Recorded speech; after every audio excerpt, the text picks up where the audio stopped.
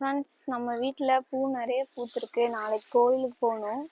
அதனால் பொறிச்சு எல்லாம் ஃப்ரிட்ஜில் கவரில் போட்டு ஃப்ரிட்ஜில் வச்சுக்கலாம். இல்லைன்னா அதெல்லாம் உதிர்ந்து போயிடும். ஒரு நாள் பொறிக்காம விட்டாவே உதிர்ந்து போயிடும்.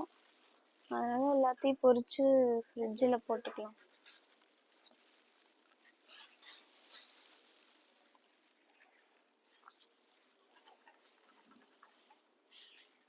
இது கம்மிங் ஃப்ரெண்ட்ஸ். இன்னும் எக்கச்சக்க பூ பூக்கும்.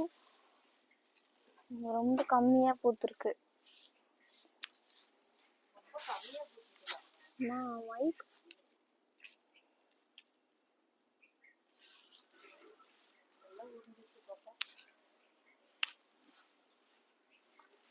ஆஃப் பண்ணு. இங்க பாருங்க, இது ஒரு நாள் 1.5 நாள் ஆயிடுச்சு பூத்து. நேத்தே பூத்துருச்சு பாருங்க எப்படி உதிர்ந்துருச்சுன்னு. அதனாலதான் விட்டா உதிர்ந்து போயிடும். சீக்கிரம் பொறிச்சு வச்சிடணும்.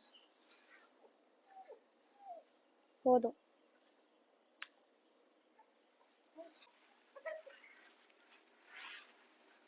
ஒரு 20-30 பூ இருக்கும். பொறிச்சாச்சு. அப்படியே செம்பருத்தி பூ இருக்கு, அதையும் பொறிச்சுக்கலாம். இது செம்பருத்தி பூவு. இது செடி உள்ள இருந்துச்சுங்க ஃப்ரெண்ட்ஸ். நாங்க தான் எடுத்துட்டு வந்து வெளியே தொட்டியில தான் வச்சிருந்தோம். அதனால இது தண்ணி பத்தல, மண்ணும் பத்தலையா, அதனால வெளியே மண்ணில் வச்சுக்கலாம் அப்படின்னு சொல்லிட்டு வெளியே மண்ணில் வச்சோம். இப்ப நல்லா பூ பிடிக்குது. இதுவும் ஒரு சில நேரத்துக்கு பூவே சுத்தமா பூக்காது.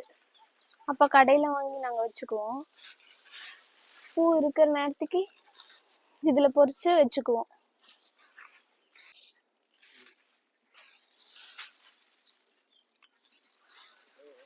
அவ்வளவுதாங்க ஃப்ரெண்ட்ஸ்.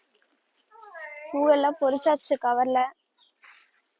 செம்பருத்தி பூ மட்டும் போய் சாமிக்கு வச்சுட்டு, ரோஸ் பூ நாளைக்கு குலதெய்வ கோயிலுக்கு வச்சுக்க வேண்டியதாங்க ஃப்ரெண்ட்ஸ்.